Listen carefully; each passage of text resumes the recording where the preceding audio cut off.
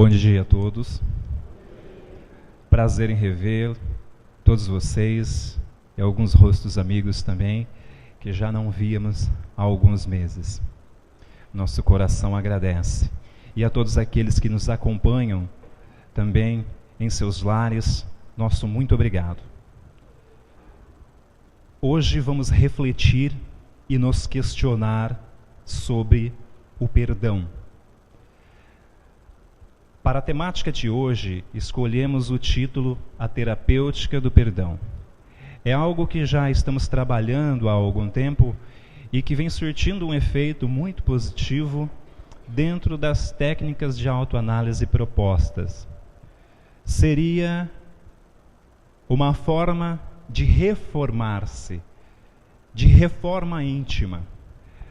Uma proposta onde todos nós que cremos no perdão, devemos antes de tudo nos questionar o que é realmente perdoar.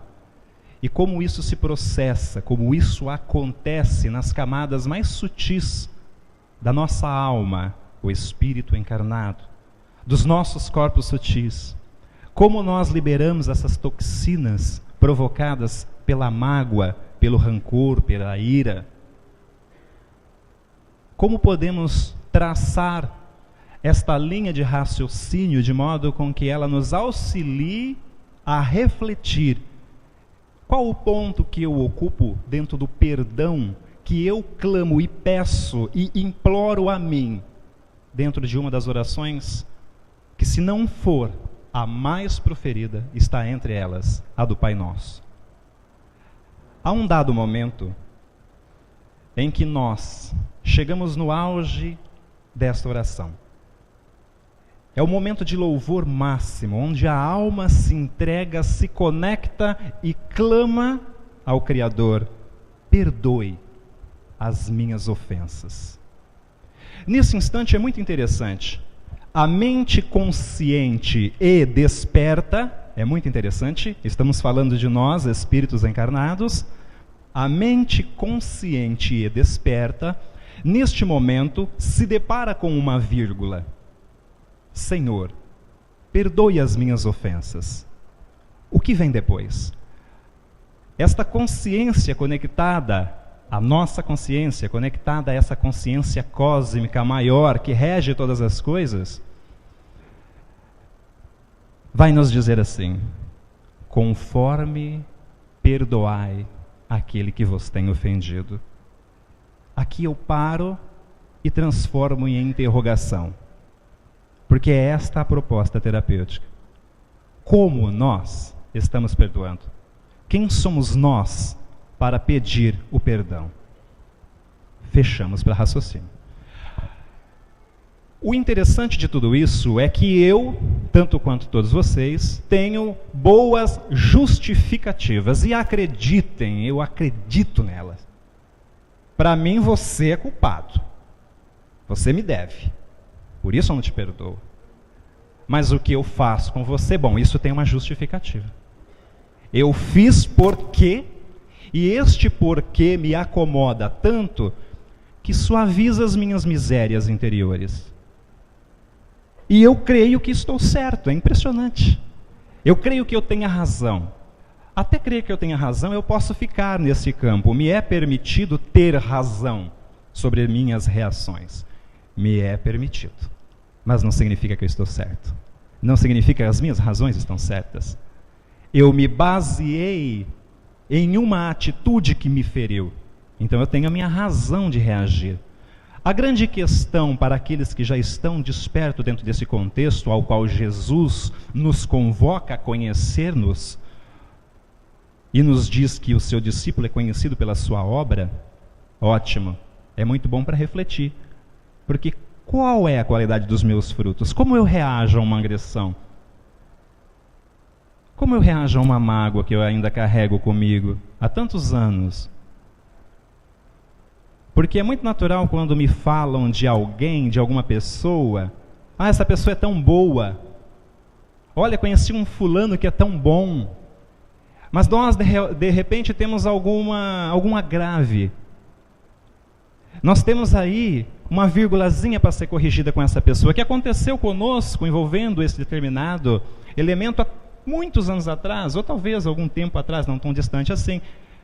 E aí talvez eu, infeliz, vou dizer, não, você não conhece essa pessoa tão bem quanto eu conheço. E aí começa a nossa atitude cristã, digna de aplausos, de definir, de traçar, de dizer como a outra pessoa é, porque nós nos baseamos num ato negativo que esta pessoa fez a nós, e de julgar. É interessante. Então a pergunta que é: onde eu estou no tempo? Eu vivo o presente? Ou eu estou ainda no ponto, no epicentro da desarmonia, onde causa o meu desequilíbrio atual? Dependendo como for a resposta, e deve ser sincera da parte de todos, nós descobrimos a causa da nossa doença. Mas isso eu não abro mão. A vida vai dizer assim: não tem problema, continue assim. E é muito interessante porque aquele que se nega a perdoar uma ofensa ou desculpar alguém, ele já sofre a dor. É interessante. A dor já o acompanha. É uma questão de tempo apenas para o sofrimento entrar em ação na sua vida. Pode esperar, vai acontecer. E ele virá no mais alto estilo e requinte, muitas vezes ceifando a vida física e orgânica de uma maneira muito cruel. E o autor deste golpe sou eu mesmo. Será que nós já tínhamos analisado o perdão por esse aspecto, por essa ótica? Não, ninguém me ensinou assim. Mas no Evangelho está contido isso, para que nós possamos nos autoanalisar. Em dado momento, em uma parábola, ela nos cita que, antes de nos dirigirmos ao altar para trazermos a oferenda, é necessário que, agora eu vou usar as minhas palavras, que nós paremos por um instante.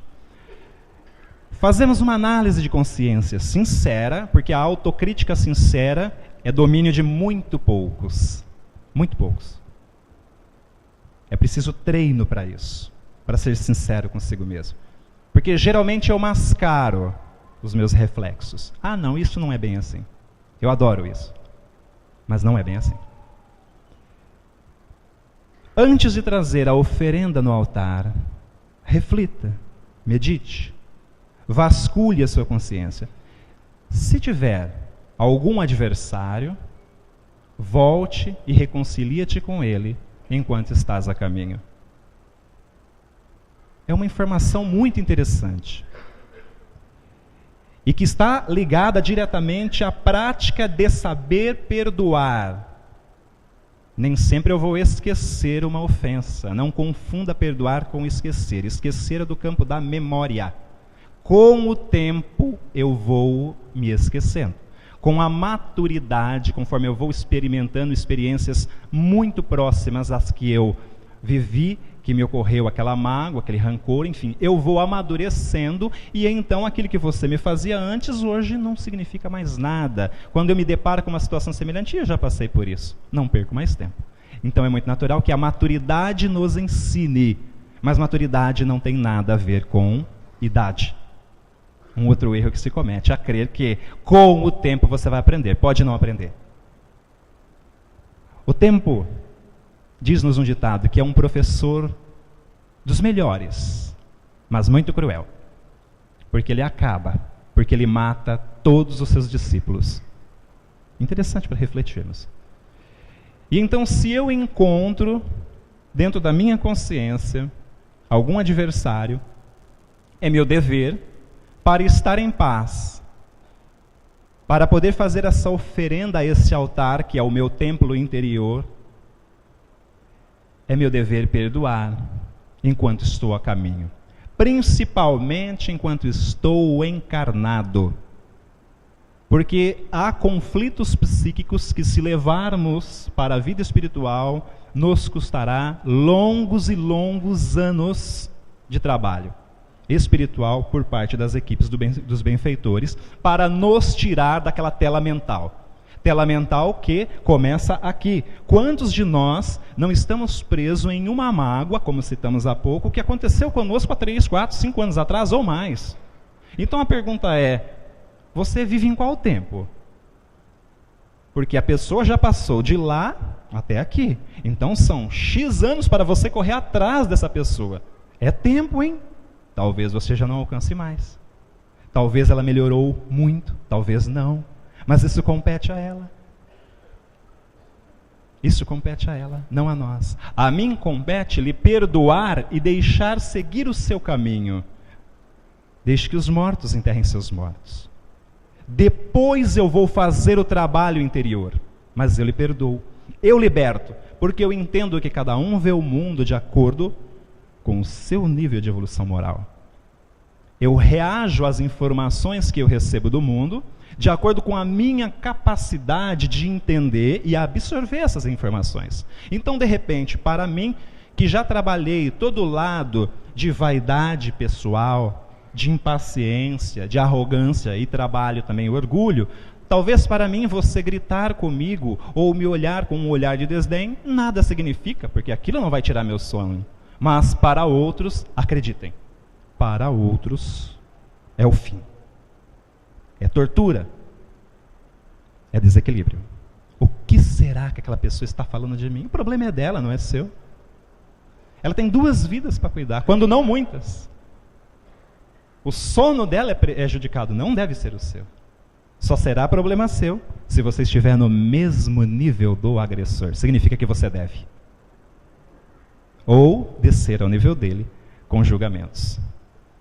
Assimilar o veneno do agressor é se igualar a ele. E não há justificativas que convença a consciência. Porque a consciência somos nós. E por mais que eu queira argumentar, eu carrego comigo um conflito de que eu sei, no fundo, eu sei que eu deveria agir diferente. Se eu realmente quero perdão. Refletindo de novo agora. Senhor, perdoai nossas ofensas. E então? Quem de nós pode se dizer aqui merecedor para clamar isso para a consciência divina conectada em nós? Ela só está esperando o nosso ponto de ação. Harmonize-se. Ganhe qualidade de vida, porque o processo de perdoar é terapêutico, ele age por camadas.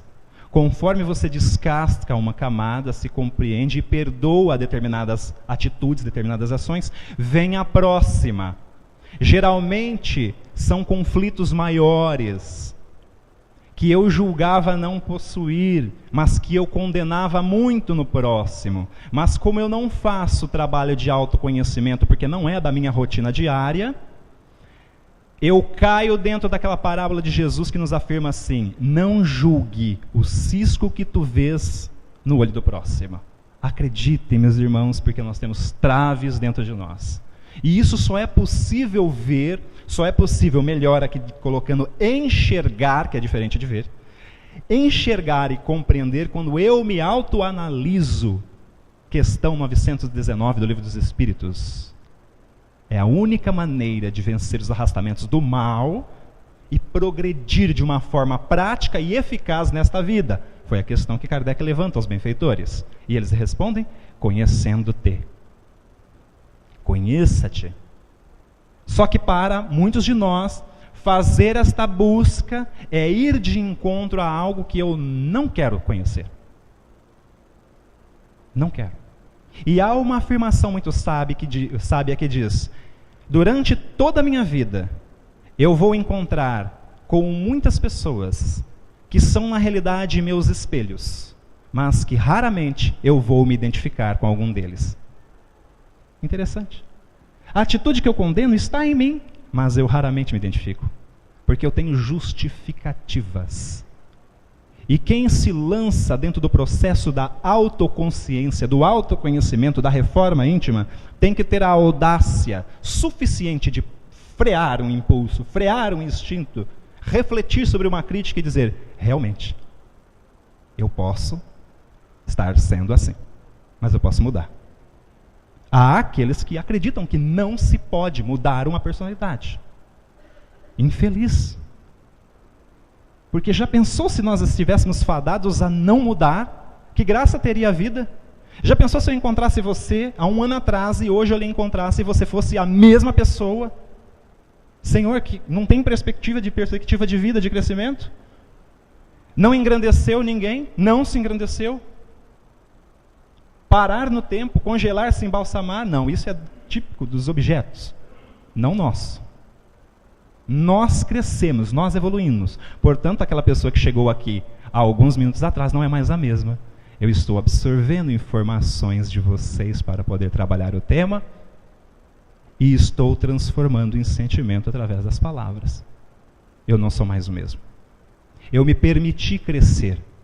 E eu me permito, cada vez que uma análise passa sobre minha cabeça, sobre minha mente, e vai em busca de recursos e fragmentos dentro de mim, para quando eu apontar a alguém ou julgar, porque eu vou fazer isso, é automático, estou falando de mim, da minha pessoa. Todos nós fazemos isso.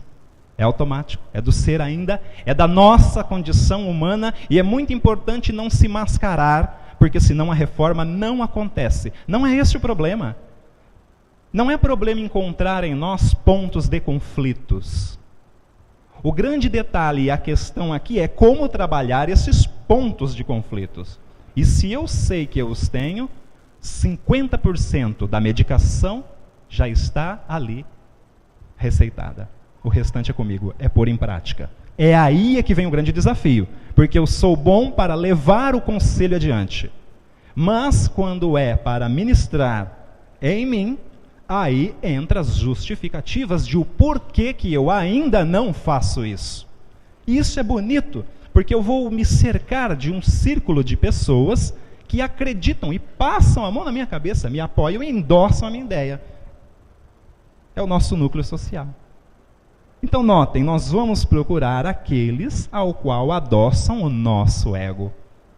Logo, o perdão está diretamente ligado com a questão do ego, dos meus valores, desde quando eu aqui cheguei, os meus costumes que eu adquiri pelo hábito familiar, aquilo que eu aprendi em sociedade, na minha trajetória, e que se somatizou no personagem que eu sou hoje. Por isso que para alguns é mais difícil adentrar determinadas camadas do interior.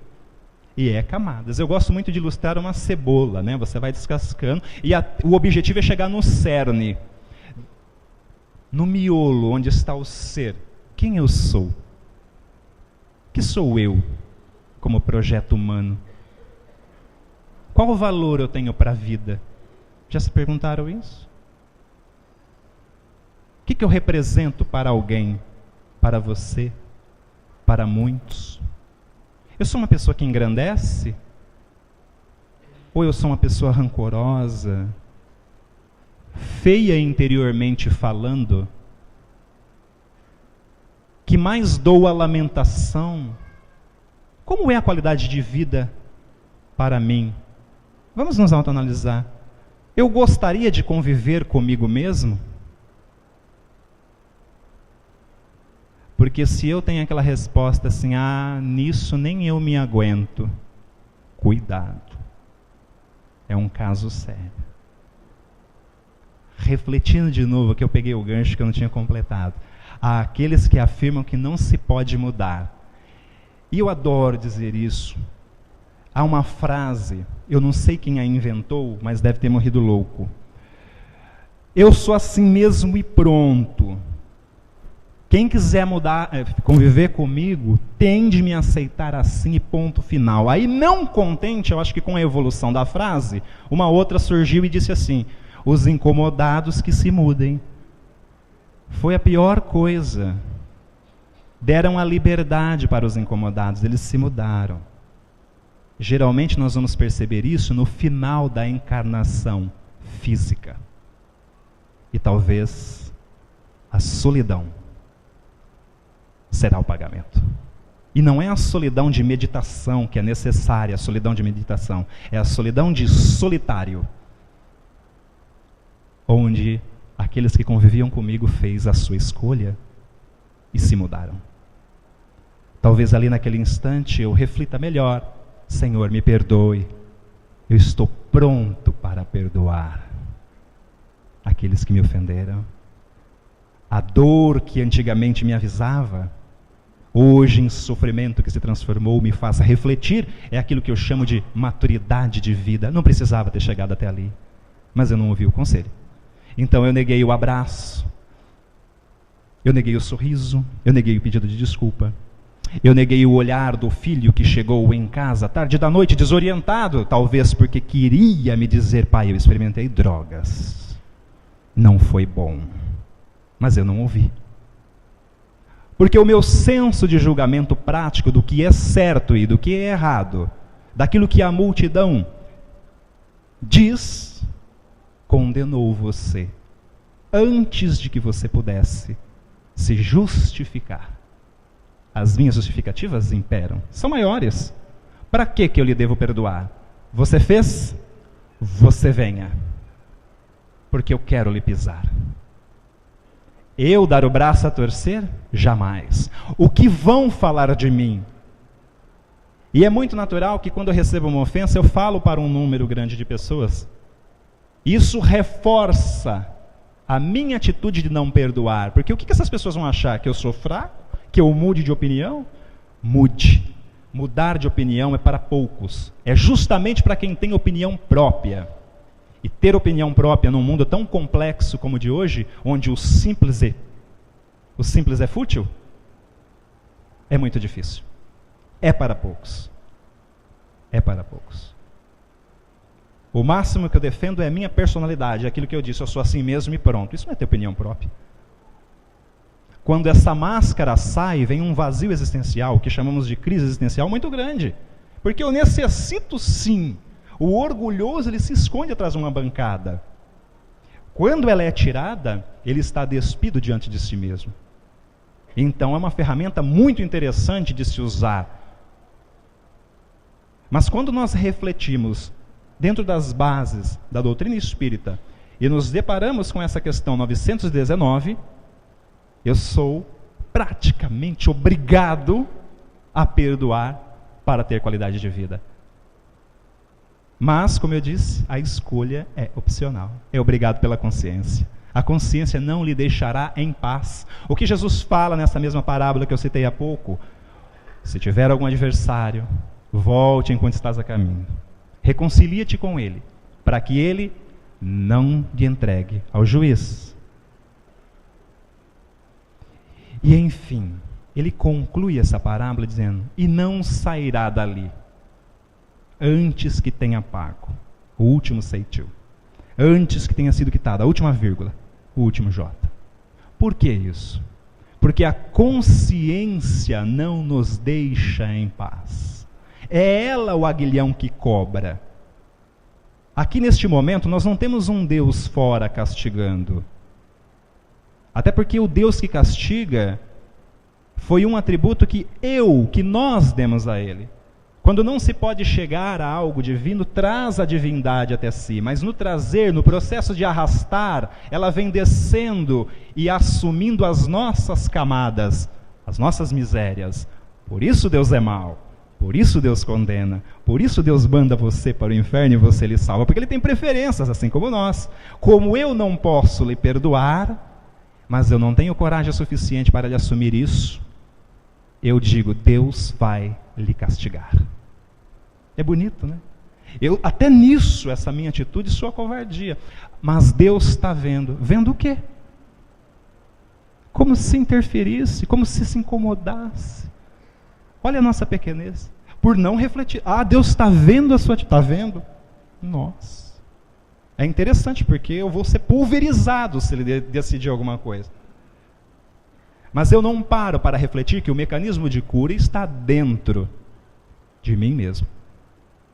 E no momento que eu me nego a perdoar e que eu me fecho, eu crio para mim toda uma sintonia, toda uma frequência de vibração que irá, naquele instante que eu me fechei, é lógico, isso é óbvio que vai acontecer no momento que você recebe a agressão. O impacto é muito forte. Dali por diante, o que você vai fazer com esta informação é que é o grande problema. Se eu não for bem educado espiritualmente falando, eu vou ter conflitos muito sérios na minha vida pessoal, na minha estrutura emocional, que vai refletir em meus sentimentos, relacionamentos, etc. Tudo porque, às vezes, eu alojei uma mágoa muito profunda. E então, se eu não me permito este conhecimento mais profundo, como que é que eu clamo por perdão? O oposto do perdão é o ódio, a mágoa, o rancor. Como que é que eu consigo olhar para meu irmão e dizer que ele realmente é meu irmão? Como que é que eu consigo afirmar que sou realmente cristão, que sigo Jesus, mas não procuro refletir? Aqui nós estamos falando em perdoar, não estamos falando ainda em perdoar. Estamos falando em refletir sobre o que é uma terapia de perdão. Porque conforme eu vou me conhecendo, eu vou vendo as minhas necessidades, e aí eu vou entendendo de o porquê que eu sofro disto, porquê que eu sofro daquilo, porquê que eu tenho dificuldades nessa área da vida, nesse tipo de relacionamento, o porquê que eu não me deslancho em certos setores. Sinal de que aquela área é justamente a escola para a minha encarnação presente. E que eu me nego até o fim em aprender. Porque, como disse no início, eu tenho justificativas para tudo que eu faço. Mas para o que acontece comigo e que vem de vocês, eu tenho condenações. Porque vocês foram injustos. Como se houvesse alguma vítima, dentro das leis perfeitas de causas e efeitos que imperam no universo. Mas não aquela lei de causa e efeito onde toma lá, dá cá. Não. Aquela causa e efeito que eu insisto em trazer. A causa é em minha consciência, porque é preciso mudar. E é possível mudar. Uma vez que Jesus afirma que o amor cobre a multidão dos pecados. O que seria isso?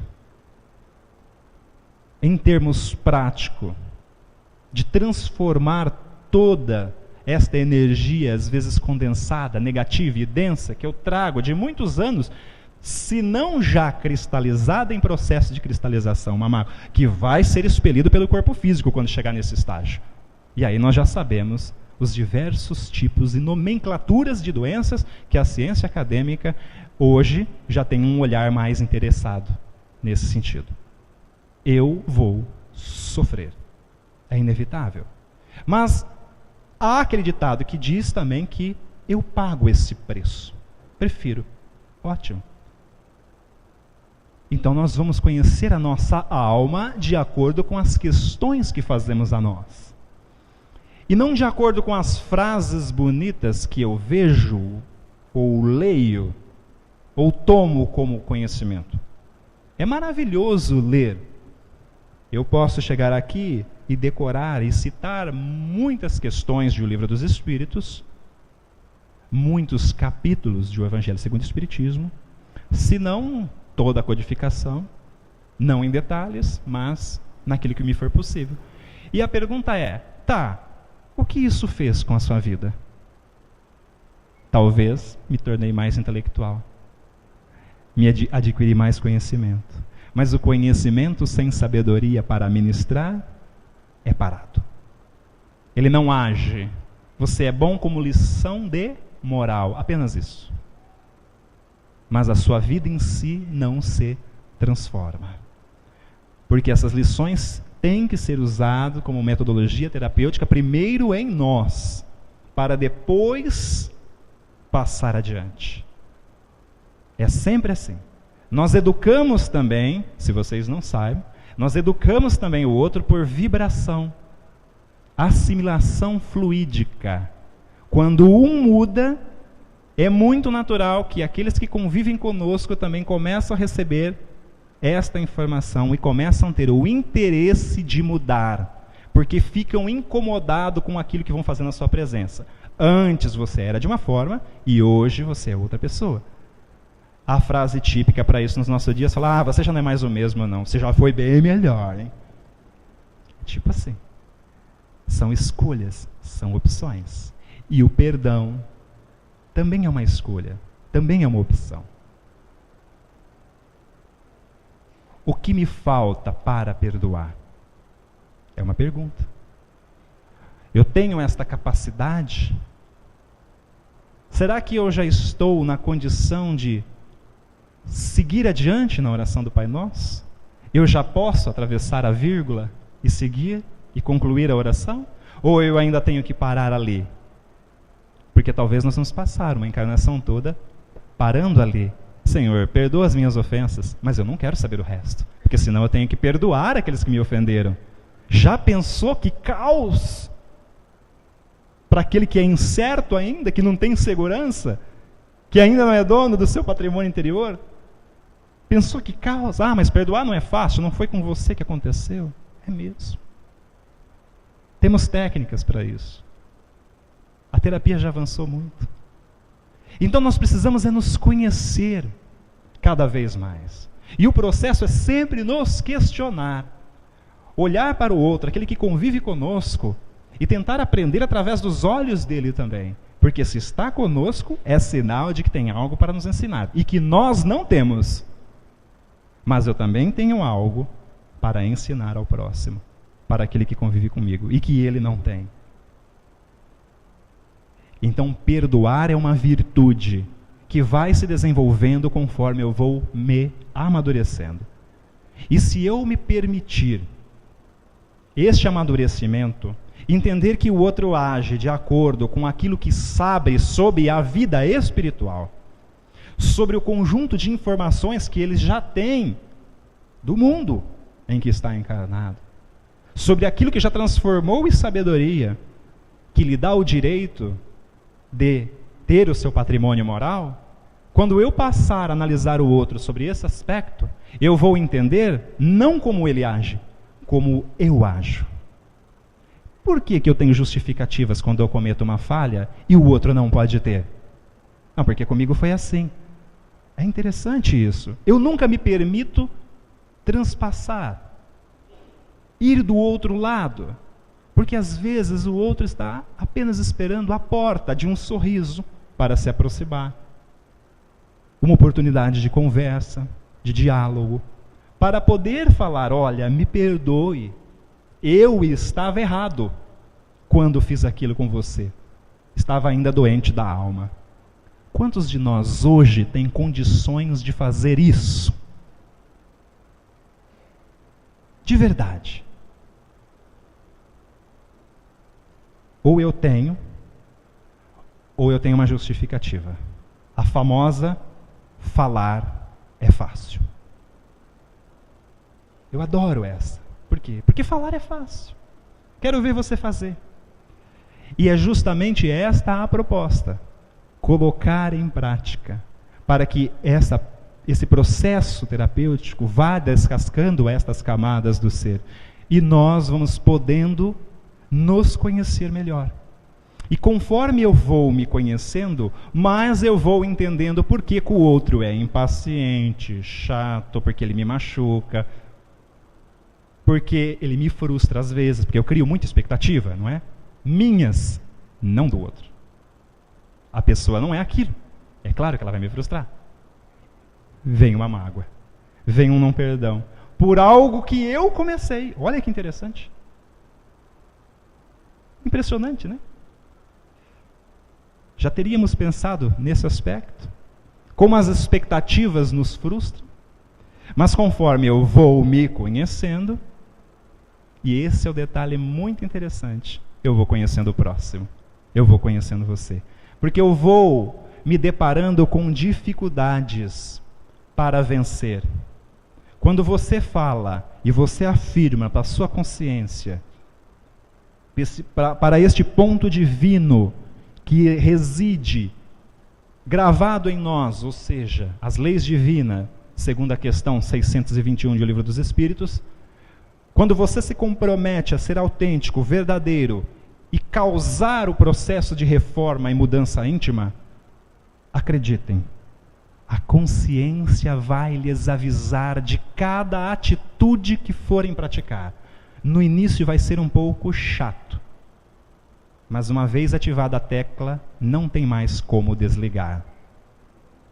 Toda vez que eu for desferir um golpe, que eu for julgar alguém, que eu for desprezar, a consciência vai nos avisar. E se fosse conosco? Vamos voltar no tempo, ela vai falar. Lembra dessa situação? Olha como foi difícil para nós superar. Por que está condenando no outro o que está fazendo com você agora? Por acaso é melhor que ele? E esta série de informações, essa riqueza, esta conexão que eu vou me permitindo, porque Jesus, sábio, abriu as portas, dizendo, vós sois deuses. Esta conexão me permite aprender. Por isso que estamos conectados. Aprendemos uns com os outros. Somos seres gregários. É da raça humana. Precisamos uns dos outros para evoluir.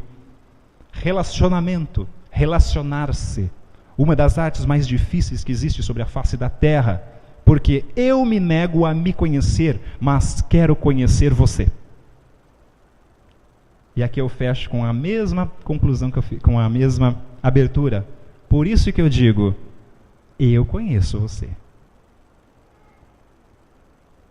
Porque ao invés de eu buscar o conhecimento em mim, eu me preocupo muito com aquilo que está fora, com você. Principalmente se você for um objeto do meu interesse. Aí eu vou julgar-lhe conhecer melhor ainda. Mas e a mim? Quanto me falta? Quais as capacidades que eu tenho? Então esse processo de busca vai nos curando pouco a pouco, conforme eu vou me permitindo.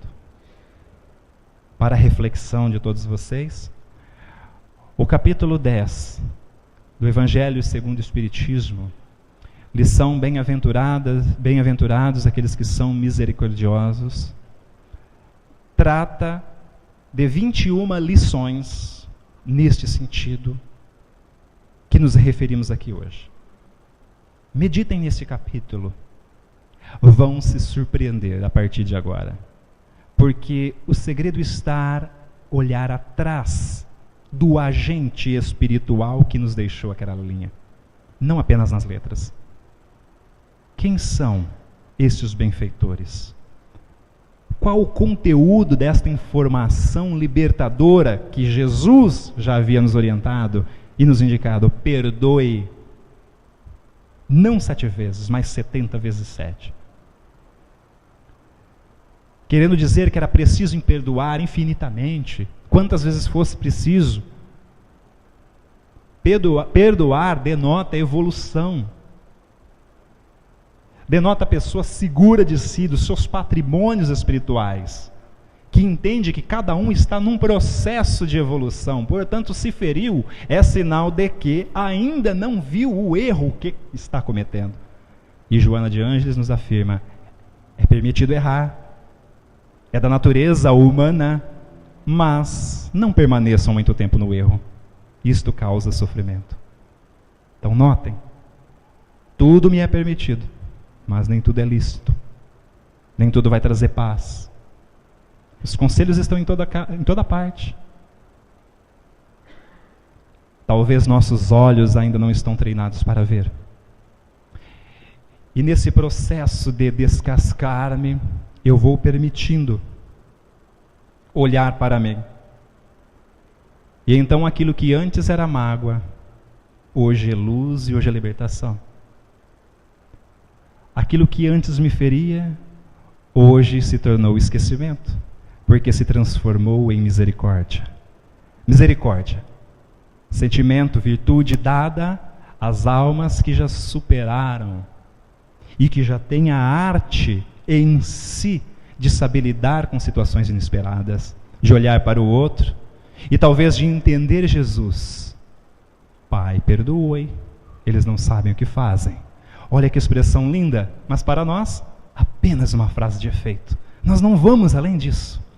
Lindo, não é? Mas nem Jesus agradou a todo, percebeu? A gente se contenta com isso. E enquanto vamos nos contentando, a dor continua nos visitando. Nesta encarnação, para nos preparar para uma próxima, mais purificados. Mas a escolha sempre é nossa. Se quer mudar, permita-se. Cure-se a si mesmo. É possível. O caminho já nos foi dado pelos sábios mais antigos, inclusive Jesus. Já está conosco no patrimônio terrestre há milênios. Mas o orgulho e o egoísmo, as maiores chagas ainda da humanidade, não me permitem enxergar que eu sou o causador das minhas misérias e também o libertador das minhas dores e sofrimentos. Que Jesus possa nos orientar sempre, nos abençoando, para que nesta manhã possamos, ao refletirmos sobre a temática aqui abordada, com muita paz na nossa consciência, buscar as informações necessárias para que possamos crescer espiritualmente. Vamos orar. Mestre amado e querido, a Ti rendemos graças. E nesse instante que estamos aqui, não viemos pedir. Estamos apenas sentindo, querendo agradecer por tudo que já temos. A vida é uma dádiva, é gratidão pura, mas às vezes, Senhor, eu me esqueço de Ti e de Seus conselhos. Eu me revolto, eu me endureço, eu me entristeço e eu sofro. Eu começo a afundar no mar revolto. Mesmo olhando para os Teus olhos que me contempla, eu lhe peço a prova. Prova-me, Senhor, que és Tu, pois eu estou afundando. Teu olhar sublime se dirige a mim, e como num gesto de maior de todas as ternuras, Tu me estendes a mão e diga: Filho, vem a mim. Se tens fé, tudo é possível àquele que crê. Obrigado, Senhor, por nos transformar e por nos permitir sermos discípulos do Seu Evangelho. Que assim seja. Muito obrigado a todos.